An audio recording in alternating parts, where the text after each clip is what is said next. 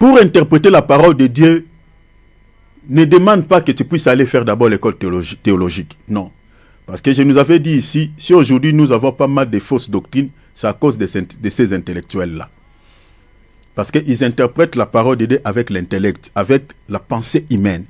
Alors que la parole de Dieu, on ne l'interprète pas avec la sagesse humaine, avec l'intelligence humaine. Ça demande l'intelligence spirituelle qui a de la sagesse à l'intérieur.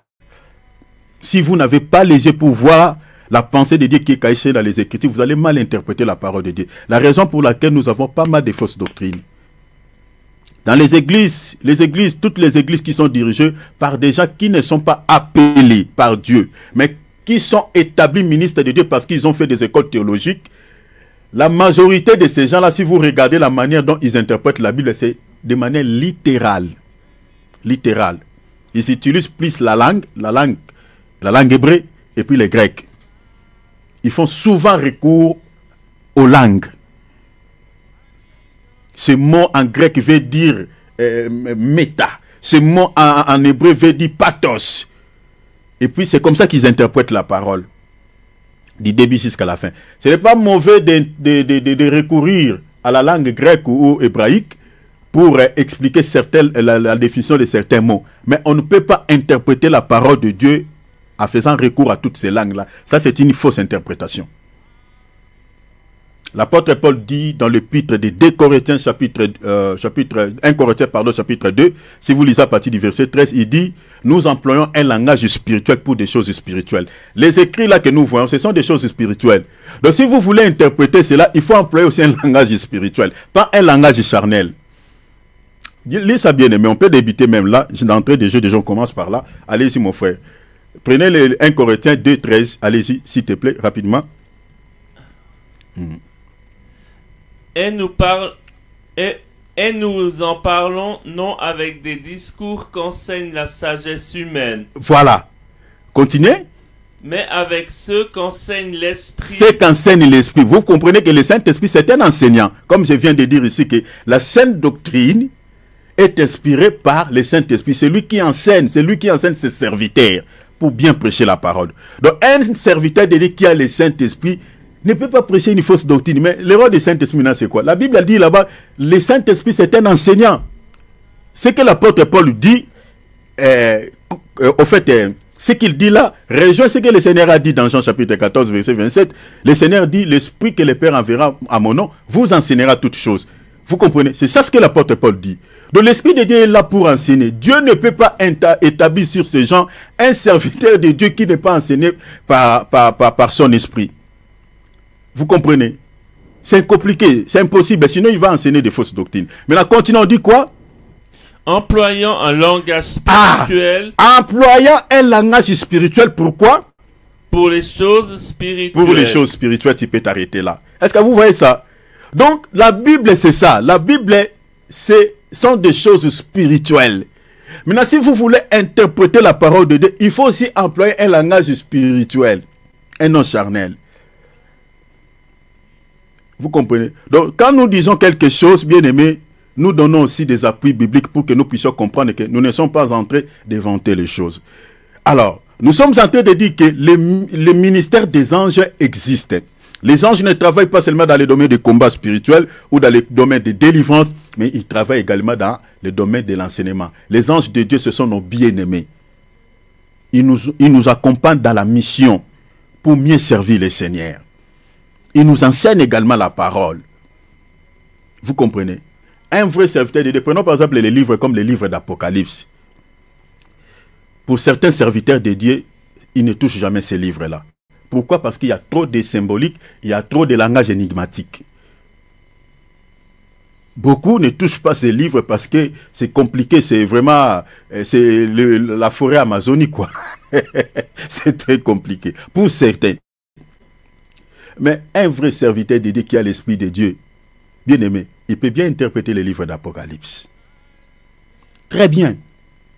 Il peut bien interpréter ces symboliques, tous les symboliques qui sont là-bas. Si vous avez l'Esprit de Dieu, vous allez interpréter ça. Même que ce soit les livres des prophètes Ézéchiel, Daniel, vous allez interpréter ça. Parce que le rôle des anges, c'est celui-là. Alors, on avait expliqué aussi que l'angéologie qui est propagée par les faux prophètes, c'est une fausse doctrine, parce que l'angéologie qui est propagée par les faux prophètes, qu'est-ce que ces gens-là disent? Ces gens-là disent qu'un chrétien a le pouvoir de commander aux anges. Alors que dans la Bible, c'est faux. C'est pour ça que je vous avais dit ici, si vous entendez en plein culte un serviteur de Dieu, pendant la prière, il est en train de dire « Je libère les anges ». Vous entendez ce genre de mots. Je commande aux anges, j'ordonne. Vous comprenez? J'active les anges. Parce que ce sont ces genres d'expressions que souvent ces gens-là utilisent. Si vous entendez seulement ces expressions, cher enfant de Dieu, c'est un kabbaliste. Ne vous posez pas 2, 3, 4 questions. Parce que c'est dans la Kabbale, il y a cette notion de commander aux anges. Il y a cette notion d'ordonner aux anges. Et les anges-là qui sont commandés dans la Kabbale ou par ces gens, ce ne sont pas les anges de Dieu. Parce que les anges de Dieu ne viendront pas. Vous ne pouvez pas les commander. Ils ne viendront pas. Ils sont envoyés sous l'ordre de Dieu. C'est Dieu seul qui les commande. Lisez toute la Bible et vous verrez ça.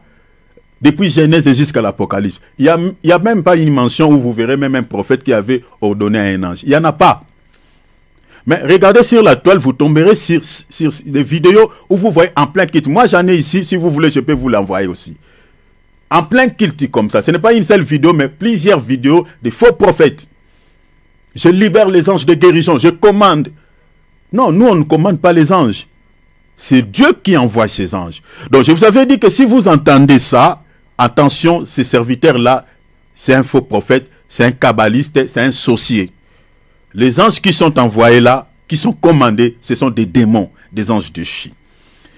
Alors, dans la géologie qui est propagée par les faux prophètes, il y a aussi des anges, il y a des noms des anges qui ne se trouvent pas dans la Bible, qui est composée de 66 livres. Il y a des ajouts des anges comme Raphaël.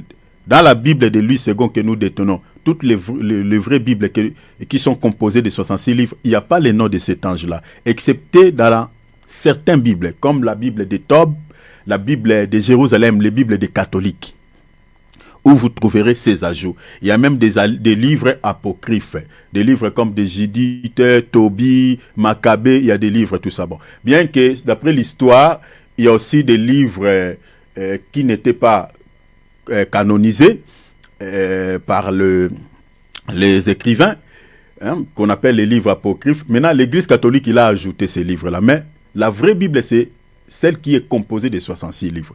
Et là, dans cette Bible que nous détenons, qui est composée de 66 livres, il n'y a pas le nom de cet ange-là qu'on appelle Raphaël.